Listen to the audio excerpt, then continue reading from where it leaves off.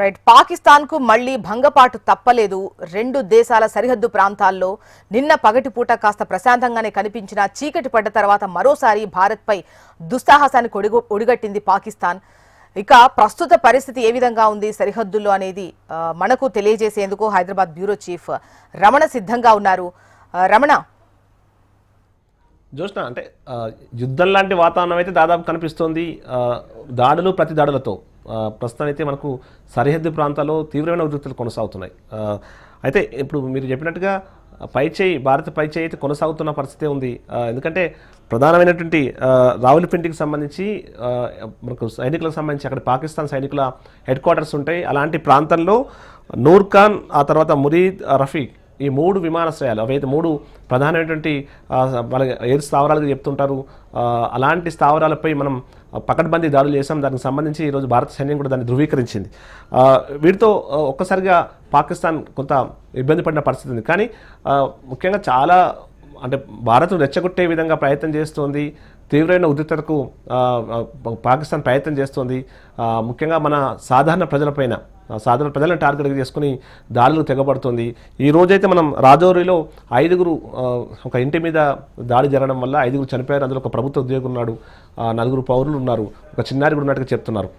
ఇట్లా సాధారణ పౌరులను టార్గెట్ చేసుకుంది. ఆ తర్వాత మన మనకు ఏదైతే మన విమానాశ్రయాలకు సంబంధించి టార్గెట్ చేసుకోవడం కావచ్చు, ఆ తర్వాత సైనికులకు సంబంధించిన ఆసుపత్రులను కూడా టార్గెట్ చేసుకుని, అటు దేవాలయాలు, ఆసుపత్రులను టార్గెట్ చేసుకుని దాడులు చేస్తుంది. జమ్మూలో శంభు అనేటువంటి ఒక దేవాలయంపై దాడి చేసే ప్రయత్నం చేశారు. ఇవన్నిటి కూడా మన సైన్యం సమర్థవంతంగా తిప్పికొడుతూనే ఉంది. ఎక్కడ ఏమాత్రం ఇబ్బంది లేకుండా మనం ముందుకెళ్తున్నట్టుగైతే మనకి ఇంతకుముందు మనకు సంబంధించిన విదేశాంగ శాఖ కావచ్చు, రక్షణ శాఖ సంబంధించిన అధికారులు చెప్పిన పరిస్థితి ఉంది. ఇక ఇదే సమయంలో తప్పుడు ప్రచారాన్ని పెద్ద మొత్తంలో చేస్తుంది పాకిస్తాన్. మన S-400ని ధ్వంసం చేసినట్టుగా వారు కొన్ని వార్తలు ప్రసారం చేశారు. దాన్ని చైనాకు సంబంధించిన మీడియా సంస్థలు కూడా వాటిని ప్రచురించడం ప్రస్తుతం ఆసక్తికరంగా మారింది. అంటే అంతా కూడా ఒక పకడ్బందీ ప్లాన్తో చేస్తున్నట్టుగా ఒక పైచేయి సాధించడానికి కృత్రిమమైనటువంటి పైచేయి సాధించడానికి అయితే ప్రయత్నం చేసినట్టుగైతే మనం భావించాల్సి ఉంది. ఏదేమైనా ప్రస్తుతం భారత్ గట్టిగానే బుద్ధి చెప్తుంది. అయితే పాక్ సైన్యం మన భూభాగాన్ని చొచ్చుకొని వచ్చేందుకు కొంత ప్రయత్నం చేసినట్టుగా ఎప్పుడైతే ఆనవాళ్లు లభించాయో దాని తర్వాత మన భారత సైన్యం కొంత ధీటుగానే సమాధానం చెప్పింది. నేను ఇంతకు చెప్పినట్టుగా పాక్ సంబంధించి ఎయిర్ బేస్లపై మూకుమ్మడి దాడులకు పాల్పడంతో వారికి సంబంధించి, ఎందుకంటే వారు మెయిన్గా అవన్నీ కూడా ఈ ఉగ్రవాదాలకు సంబంధించిన వారు వీరంతా కూడా వాడుకుంటూ ఉన్నారు. దాని ద్వారా దాడులు చేసే కుట్ర కూడా చేస్తున్నారు. ఇలాంటి పరిస్థితుల్లో వాటిని ధ్వంసం చేయడం అనేది మన ప్రధాన విజయంగా మనం భావించాలి. ఏదేమైనా ఇంకా ఉద్రిక్త పరిస్థితులు తీవ్రంగా కొనసాగుతూ ఉన్నాయి. దీంతోపాటు మనకి ముఖ్యంగా రాత్రి అంటే నిన్న మధ్యాహ్నం అంతా కూడా కూల్గా ఉన్నటువంటి అంటే ప్రశాంతంగా ఉన్న వాతావరణం, కానీ ఒక్కసారి రాత్రి 11:40 తర్వాత తీవ్రమైన స్థాయిలో పాకిస్తాన్ మనపై దాడి చేసే ప్రయత్నం చేసింది. కానీ వాటన్నిటిని కూడా మన భారత సైన్యం సమర్థవంతంగా తిప్పికొడుతూ వస్తుంది. ఆకాశ్ లాంటి మనం స్వయంగా తయారు చేసుకున్నటువంటి మన పరిజ్ఞానంతో తయారు చేసుకున్నటువంటి ఆకాశ్ లాంటి క్షిపణులతో కూడా వాటిని మనం ఎదుర్కొంటూ వస్తున్నాం. ఇక ఇప్పటికీ ఎందుకంటే మనకు పాకిస్తాన్తో అతిపెద్ద భూభాగం ఉంటుంది. 3226 కిలోమీటర్ల భూభాగం మనకు పాకిస్తాన్తో ఉంది. అలాంటి ఆ పరిసర ప్రాంతాలంతా కూడా తీవ్రమైన ఉద్రిక్తతలు కొనసాగుతున్నాయి. సాధారణ ప్రజల్ని టార్గెట్గా చేసుకుని పాక్ సైన్యం దాడులకు తెగబడుతున్న మాత్రం కొంత ఆందోళన కలిగిస్తుంది. గత 2 రోజులుగా చూసినట్లయితే ప్రతిరోజు సాయంత్రం వాళ్ళు దాడులు చేస్తున్నటువంటి క్రమం కనిపిస్తోంది. ఇవాళ సాయంత్రానికి కూడా పెద్ద ఎత్తున మేము ప్రతిస్పందించే అవకాశం ఉంది అన్నటువంటి కొన్ని హెచ్చరికలు కూడా, అంటే అధికారికంగా చెయ్యకపోయినా కూడా అధికారులు ఆర్మీకి సంబంధించి కొంతమంది చేస్తున్నటువంటి తెలుస్తోంది. దీనికి సంబంధించి ఏవైనా వివరాలు ఉన్నాయా ఏంటి?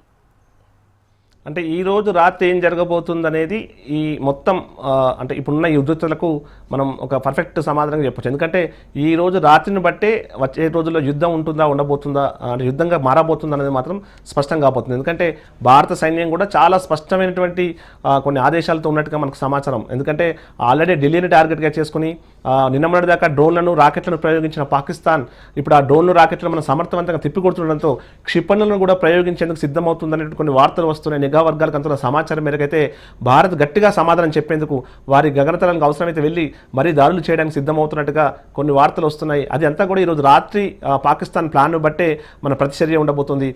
ఏదేమైనా ఇవాళ రాత్రి అంటే భవిష్యత్తులో ఏం జరగబోతుంది, ఈ రోజు రాత్రి జరగబోయే చర్యలకే మనం దాన్ని బట్టి భవిష్యత్తులో ఏం జరగబోతుందో చెప్పొచ్చు. ఖచ్చితంగా పాకిస్తాన్ అలాంటి ప్లాన్లతో ఉన్నట్టుగా చెప్తున్నారు. కానీ పాకిస్తాన్ ఇదే సమయంలో స్పందన మరింత తీవ్రంగా ఉంటుంది అని చేసినటువంటి ప్రకటనను మనం ఎలా చూడాలి? అయితే 100% పాకిస్తాన్ అయితే ఇప్పటికీ అలాంటి మాటలే మాట్లాడుతుంది. తాము ఖచ్చితంగా గట్టిగా సమాధానం చెప్పబోతున్నాం అని చెప్పి వారు ఆల్రెడీ ఆపరేషన్ బున్యాన్ ఉన్ మర్సూస్ అని పేరుతో, అంటే మేము మాకు వచ్చే రోజుల్లో బలమైన పునాది వేసుకోవడం కోసం ఈ ఆపరేషన్ చేస్తున్నామని అర్థం వచ్చే విధంగా ఈ ఆపరేషన్ చేస్తున్నట్టుగా కూడా వారికి ఒక పేరును ప్రకటించారు. దీంతో పాటు వారు దాడులను ముమ్మరం అనుకుంటూ కూడా ప్రతి ఒక్కరూ వరుసగా మాట్లాడుతున్న మాటలు మనం చూస్తూ ఉన్నాం. ఓసారి ఖచ్చితంగా క్షిపణులు కూడా ప్రయోగించేందుకు సిద్ధంగా ఉన్నామనేటువంటి వార్తలు ప్రస్తుతం వినిపిస్తున్న నేపథ్యంలో భారత సైన్యం కూడా, ఎందుకంటే ఈరోజు కూడా కీలకమైన భేటీలు ప్రధాని అజిత్ దోవల్తో ఆల్రెడీ భద్రతా సలహాదారుతో ఆయన భేటీ అయ్యారు. ఆ తర్వాత త్రివిధ దళాధిపతులతో డోవల్ భేటీ అయ్యారు. ఇట్లా కీలక సమావేశాలు ఓవైపు కొనసాగుతూ ఉన్నాయి. ఒకవేళ అలాంటి పరిస్థితులు వస్తే ఏం చేయాలనే విషయంలో కూడా మన సైన్యం అయితే పూర్తి స్థాయిలో సంసిద్ధంగా ఉందని చెప్పాలి. ఎందుకంటే అక్కడి సైన్యం అంటే పాకిస్తాన్ సైన్యం కొంత మన భూభాగం వచ్చేందుకు కొంత ముందుకు వచ్చినట్టుగా అయితే ఆనవాళ్ళు ఈరోజు లభించాయి.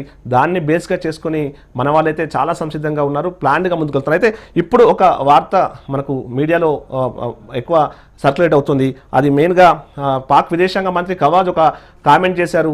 ఒకవేళ ఇప్పుడు భారత్ కనుక దాడులు ఆపేస్తే మేము కూడా ఆపేస్తామంటూ ఆయన ఒక కామెంట్ చేసినట్టుగా వార్తలు వస్తున్నాయి. మరి ఏం కోరుకుంటున్నారు?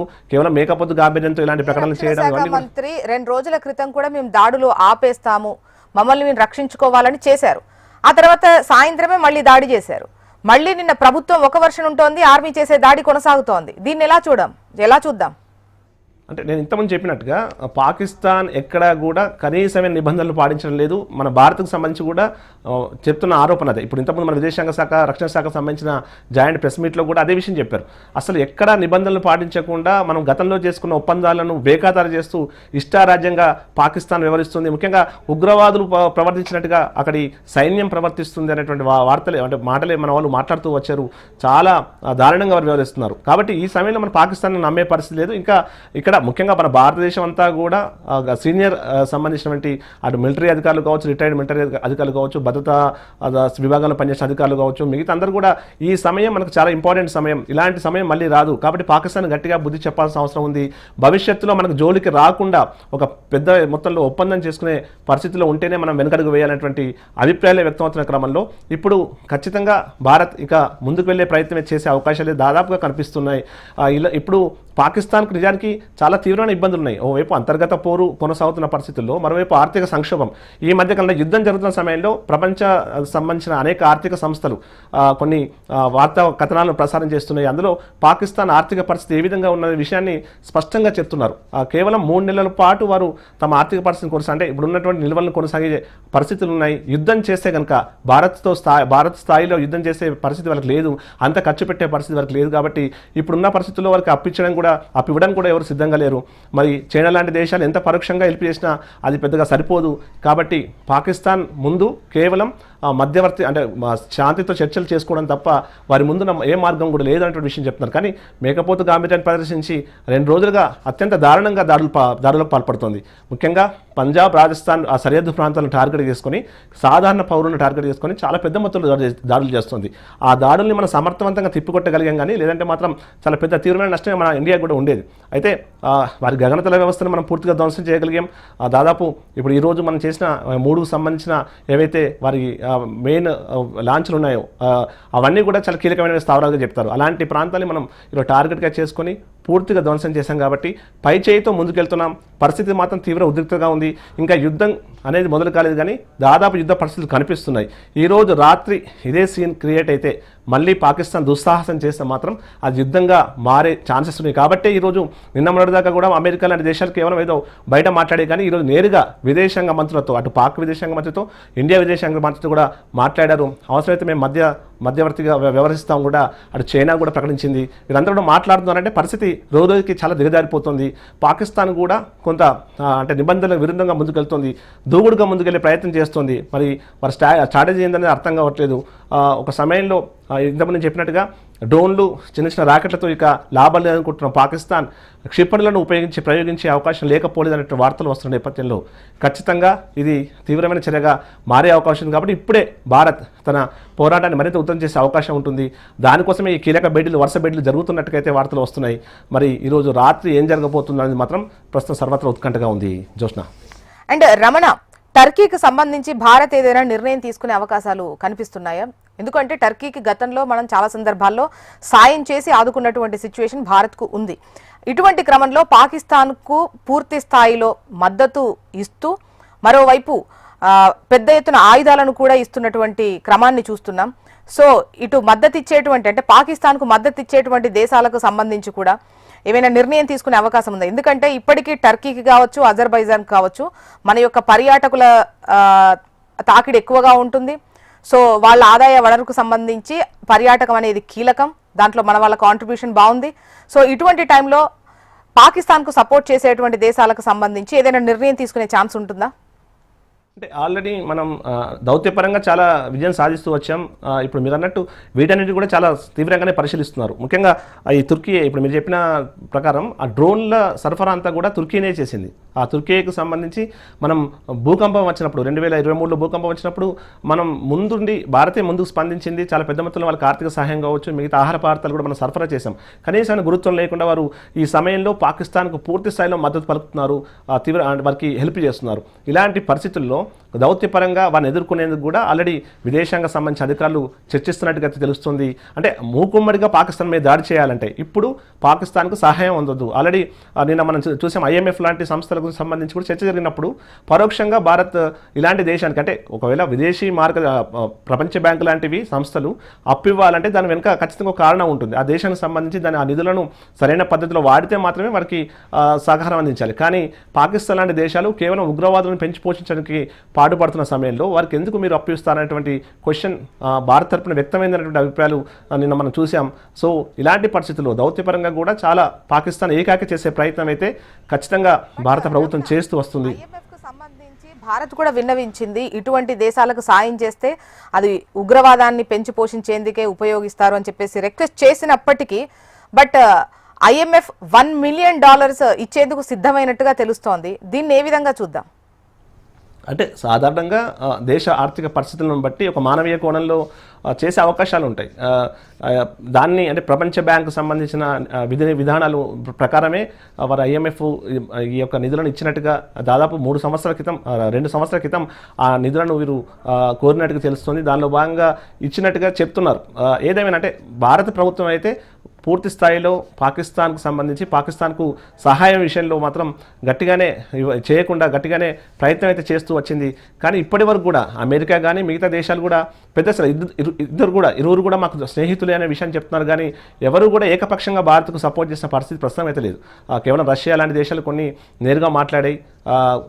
కొన్ని ఇప్పుడు ఉదాహరణకి మనకు సౌదీ లాంటి కంట్రీస్ అయితే నేరుగా వారు యుద్ధం కోరుకోవట్లేదు. ఎందుకంటే సరిహద్దున ఉన్నటువంటి దేశం కాబట్టి వాళ్ళు డైరెక్ట్గా ఇండియాకి వచ్చారు. అటు పాకిస్తాన్ సంబంధించిన ప్రధానితో మాట్లాడారు. శాంతి చర్చలు కోరుకునే ప్రయత్నం చేస్తున్నారు. ఇట్లా కొన్ని దేశాలు ప్రయత్నం చేస్తున్నాయి. కానీ పూర్తి స్థాయిలో మాత్రం ఎవరు కూడా మనకి పూర్తి స్థాయి మద్దతు అనేది ఇంకా పూర్తి స్థాయి చెప్పట్లేదు. కానీ ఇప్పుడున్న పరిస్థితుల్లో భారత్ దౌత్యపరంగా చాలా రకాలుగా ప్రయత్నాలు చేస్తూనే ఉంది. ఎప్పటికప్పుడు ఈ విషయాలను పాకిస్తాన్ ఎట్లా ప్రవర్తిస్తుంది, పాకిస్తాన్ మన కామన్ పీపుల్ మీద ఎట్లాంటి దాడులు చేస్తున్న విషయాన్ని ఈరోజు మనం చూసాం. వీడియోస్ కూడా స్పష్టంగా మనం రిలీజ్ చేశాం. మన రక్షణ శాఖకు సంబంధించిన అధికారులు ఇంతకుముందు చూపెట్టిన వీడియోలో కూడా మన సాధారణ పౌరులపై దాడులు ఎట్లా చేస్తున్నారు, మన ఆస్తులపై ఎట్లా దాడులు చేస్తున్న విషయాన్ని కూడా బయట ప్రపంచానికి చెప్పే ప్రయత్నం, ఆధారాలతో సహా బయట పెట్టే ప్రయత్నం చేశాం. మనం అక్కడ వారి విమాన స్థావరాల మీద దాడులు చేసినప్పుడు కేవలం స్వల్పంగా చిన్న నష్టం జరిగింది తప్ప ఎక్కడ పౌరులకు కావచ్చు అక్కడ ఆస్తులకు కూడా పెద్దగా నష్టం జరగలేదు. దానికి సంబంధించిన ఆధారాలు కూడా మనం ఈరోజు బయట పెట్టగలిగాం. ఒక పకడ్బందీ ప్లాన్తో మనం ముందుకెళ్తున్నాం. మనం నిబంధనల ప్రకారం ముందుకెళ్తున్నాం. ఏవైతే దౌత్యపరంగా కావచ్చు ఇటు యుద్ధానికి సంబంధించిన యుద్ధ నీతితో మనం ముందుకు వెళ్తున్నాం. కానీ పాకిస్తాన్ మాత్రం ఇప్పటికీ తన తీరు మార్చుకోవడం లేదు. అదే తరహాలో ముందు నుంచి కూడా ఏ విధమైన ప్రవర్తన ఉందో అదే ప్రవర్తనతో ముందుకెళ్తుంది. కానీ అంతర్గత పోరు ఓవైపు, ఆర్థిక ఇబ్బందులు మరోవైపు. ఈ పరిస్థితుల్లో పాకిస్తాన్ ఎంతవరకు మరి నెగ్గుకు రాగలుగుతుంది అది మనం చూడాల్సి ఉంది. భారత్ మాత్రం గట్టిగా బదులిస్తుంది. చాలా పకడ్బందీగా ఉంది. ఇప్పటికే చాలా పెద్ద మొత్తంలో వారికి సంబంధించిన ఆయుధ సామాగ్రిని మనం ధ్వంసం చేసాం, అక్కడి సంపత్తిని ధ్వంసం చేశాం. ఇప్పుడు చాలా పెద్ద మొత్తంలో నష్టపోయి ఉన్నట్టుగా చెప్తున్నారు. F-17, F-16 లాంటి విమానాలను కూడా మనం ధ్వంసం చేశామంటేనే దాని పరిస్థితి మనం అర్థం చేసుకోవాలి. అయితే అక్కడ కూడా ఆ విమానాలను వాడడం కూడా నిబంధనలకు విరుద్ధంగానే వ్యవహరించారు. అమెరికా వారికి కొనుగోలు చేసినప్పుడు అది అత్యవసర పరిస్థితుల్లో వాడాల్సిన విమానాలు, అలాంటి విమానాలను ఇప్పుడు యుద్ధం కూడా జరగకముందే వారు వాడడాన్ని తప్పుపట్టే అవకాశం ఉంది. ఇలాంటి అన్ని సమస్యలు అయితే పాకిస్తాన్ చుట్టుముట్టి ఉన్నాయి. మరి ఈరోజు రాత్రి ఏం జరగబోతున్నది మాత్రం ప్రస్తుతం అందరి ముందున్న ప్రశ్న. దానిని బట్టి ఈ యుద్ధం అంటే భవిష్యత్తు నిర్ణయించే అవకాశం ఉంటుంది. భారత్ అయితే గట్టిగానే బదులు ఇవ్వబోతుంది. ఈ అవకాశాన్ని ఖచ్చితంగా చేజార్చుకోవద్దు. భవిష్యత్తులో పాకిస్తాన్కు ఖచ్చితంగా ఎలాంటి అవకాశం ఇవ్వకుండా ఉండాలనేటువంటి అభిప్రాయంతోనే మన భారత ప్రభుత్వం ఉన్నట్టుగా మనం భావించాలి. జ్యోత్స్న అండ్ రమణ, ఈ బలూచిస్తాన్ వేర్పాటువాదులు ఎవరైతే ఉన్నారో వాళ్ళు బలూచిస్తాన్ లిబరేషన్ ఆర్మీ సో భారత్ని రిక్వెస్ట్ చేస్తోంది, మాకు మిసైల్స్ పంపండి, ఇక్కడ ఆల్రెడీ అంతర్యుద్ధం ఉన్నటువంటి పరిస్థితుల్లో ఈ అవకాశాన్ని వాళ్ళు చేజిక్కించుకోవాలనుకుంటున్నారు. బలూచిస్తాన్ సపరేట్ అవ్వాలని చూస్తున్నటువంటి క్రమంలో బట్ భారతదేశం నుంచి ఎటువంటి స్పందన అయితే కనిపించలేదు వాళ్ళకి. బట్ వాళ్ళు రిక్వెస్ట్ చేస్తున్న దాన్ని బట్టి అండ్ ఇంకా ఈ సంక్షోభం మరింత ముదిరేటువంటి అవకాశం పాక్లో ఉన్నటువంటి క్రమంలో పాకిస్తాన్ వెనకడుగు వేసేటువంటి అవకాశమే లేదా, ఉందా? 100%. అంటే బలూచిస్తాన్ అనేది పెద్ద సమస్యగా ఉంది. బలూచిస్తాన్ సంబంధించిన అక్కడ లిబరరీ ఆర్మీ ఏదైతే ఉన్న వాళ్ళు వరుస దాడులు కొనసాగిస్తున్నారు. అంతర్గత పోరు అక్కడ మొదలైంది. చాలా తీవ్రమైన ఇబ్బందుల్లో ఉన్నారు. దీంతో పాటు తాలిబాన్ సంబంధించి కూడా సేమ్ అదే సమస్య ఉంది. తాలిబాన్లు కూడా అక్కడ సెటిల్ అయిన తాలిబాన్లు చాలామంది వారు కూడా ప్రత్యేక రాజ్యం కావాలంటూ వారు కూడా ఫైట్ చేయడం మొదలుపెట్టారు. ఇలాంటి పరిస్థితుల్లో కొంత పాకిస్తాన్కి ఇది మింగుడు పడని విషయం అని చెప్పాలి. అంటే ఇటు బలూచిస్తాన్కి సంబంధించిన సమస్యకు సంబంధించి మాత్రం అంటే భారత్కు సంబంధించి మద్దతు కోరే ప్రయత్నిస్తుంది. భారత్ ఎప్పుడు కూడా నిబంధనలకు విరుద్ధంగా మనం ఎప్పుడు ముందుకెళ్ళలేదు. మనం అన్నీ కూడా సభ్యంగా ముందుకెళ్తాం. అంటే బలూచిస్తాన్ లాంటి వారికి మనం అంటే కేవలం నైతిక మద్దతు అందించే ప్రయత్నం చేస్తాం తప్ప ఆయుధ సామాగ్రి సంపత్తి చేయడం కావచ్చు అంటే పాకిస్తాన్ లాంటి వక్రబుద్ధి మనకు లేదు కాబట్టి అలాంటి ప్రయత్నం మనం ఎన్నడూ చేయలేదు, చేయబోం కూడా. కానీ ప్రస్తుతం పాకిస్తాన్కు మాత్రం ఈ సమస్యలన్నీ మాత్రం ఖచ్చితంగా యుద్ధంలో కొనసాగడానికి ఎలాంటి అంటే పరిస్థితులు మాత్రం అలాంటి పరిస్థితులు లేవనే చెప్పాలి. ఆర్థిక పరిస్థితుల వైపు అటు రాజకీయంగా కూడా చాలా తీవ్ర దుమారం జరుగుతుంది. మిగతా పార్టీలన్నీ కూడా ఇప్పుడున్న ప్రభుత్వ తీరును తప్పుపడుతున్నాయి. సైనికుల సమీక్ష 3 రోజులుగా జరుగుతున్న పరిణామాలు చూస్తే భారత్ ఏం యుద్ధం కోరుకోవట్లేదు, అది క్లియర్ గా తెలుస్తోంది. ప్రతిస్పందిస్తోంది, జస్ట్ ప్రతి చర్యగా మాత్రమే తీసుకుంటుంది. బట్ ఇక్కడ ఎక్కడ చూసినా కూడా పాకిస్తాన్ యుద్ధమే కోరుకుంటున్నట్టుగా అనిపిస్తోంది. 100%. అయితే పాకిస్తాన్ ఉన్న మార్గం ఏకైక మార్గం అదొకటి. ఎందుకంటే 9 ప్రాంతాలపై పాకిస్తాన్కు సంబంధం లేకుండా మనం దాడి చేశాం. అది మొత్తం ప్రపంచమంతా నివ్వెరపోయింది. మన శక్తి సామర్థ్యాలు అనేటివి ఈరోజు బయట ప్రపంచం తెలిసిపోయాయి. పాకిస్తాన్కు ఇప్పుడున్న ఈ పరిస్థితుల్లో మనం ముందడుగు వేశాం, మనం పైచేయి సాధించాం అనేటువంటి అభిప్రాయం ఎక్కడ కలగొద్దు అనేటువంటి ఒకే ఒక కారణంతో పాకిస్తాన్ ఎదురుదాడులకు పాల్పడుతుంది. కానీ ఇండియా కూడా యుద్ధం కోరుకోవట్లేదు, కానీ శాశ్వత పరిష్కారం అయితే కోరుకుంటుంది. ఇండియా కూడా ఇప్పుడున్న ఈ యొక్క అవకాశాన్ని ఎట్టి పరిస్థితుల్లో చేజార్చుకోవద్దు. మనం దాదాపు 62-63 సంవత్సరాలుగా మనం ఈ సమస్యను అంటే ఈ సమస్యతో ఇబ్బంది పడుతున్నాం. చాలామంది అమాయకుల ప్రాణాలు పోయినాయి. ఉగ్రవాదం అనేది పెద్ద సమస్యగా మారింది. ఇప్పుడు మన అభివృద్ధి చెందుతున్న మన ఇండియాకి ఇవన్నీ కూడా అవరోధాలుగా మారుతున్నాయి. కాబట్టి వీటికి ఒక ఫుల్ స్టాప్ పడాలంటే మాత్రం ఇదే సమయం. పాకిస్తాన్ నుంచి ఒక గట్టి సరైనటువంటి ఒక వారిని స్పందన వస్తే తప్ప మనం కూడా వెనకడుగు వేయద్దనేటువంటి అభిప్రాయాలు వ్యక్తం అవుతున్నాయి. కానీ పాకిస్తాన్ మాత్రం దొడ్డిదారిన దాడులు చేస్తున్నాయి. అంతా కూడా మేకపోతు గాంభీర్యంగానే సీనియర్ సంబంధించినటువంటి మిలిటరీ అధికారులు అందరూ కూడా విదేశాంగ శాఖకు సంబంధించినటువంటి ప్రతినిధులు కూడా అభిప్రాయాలు వ్యక్తం చేస్తున్నారు. కేవలం తమ ఇంట బయట ఏదో చెప్పుకోవడం కోసం మాత్రమే ఈ యొక్క దాడులకు పాల్పడుతుంది. తనకు ముందు నుంచి ఉన్న కూడా ఈ యొక్క అలవాటు అని కూడా చెప్పొచ్చు. ఇక పక్క నుంచి రెచ్చగొట్టే కొన్ని దేశాలు కూడా ఉన్నాయి. చైనా లాంటి దేశాలు కూడా వారిని రెచ్చగొడుతున్నట్టుగా చెప్తున్నారు. ఇవన్నీ జరుగుతున్నప్పటికీ కూడా నష్టపోయేది మాత్రం పాకిస్తానే. పాకిస్తాన్ ఇప్పుడున్న పరిస్థితుల్లో ఇప్పట్లో అయితే కోలుకునే పరిస్థితులు అసలు లేవని చెప్తున్న పరిస్థితుల్లో యుద్ధం కనుక చేస్తే కేవలం 14లో యుద్ధం చేస్తేనే ఆ దేశం తీవ్ర ఆర్థిక సంక్షోభంలో మునిగిపోతుందని మాత్రం నిపుణులు చెప్తున్నారు. కాబట్టి పాకిస్తాన్ ఈ 2 రోజుల్లో ఎలాంటి నిర్ణయం తీసుకోవచ్చు, కానీ పరిణామాలు చూస్తే మాత్రం తీవ్రంగా రెచ్చగొడుతుంది. అటు ఎదురుదారులకు దిగుతుంది, దొడ్డిదారున మనపై దాడులకు తెగబడుతుంది, నిబంధనల విరుద్ధంగా మన పౌరులపై మన ఆస్తులపై దాడులు చేస్తుంది. మరి ఈ రోజు రాత్రి కూడా సేమ్ అదే సీన్ రిపీట్ కాబోతుందా, ఏం జరగబోతుందో మరి చూడాలి. జ్యోత్స్న. ఓకే.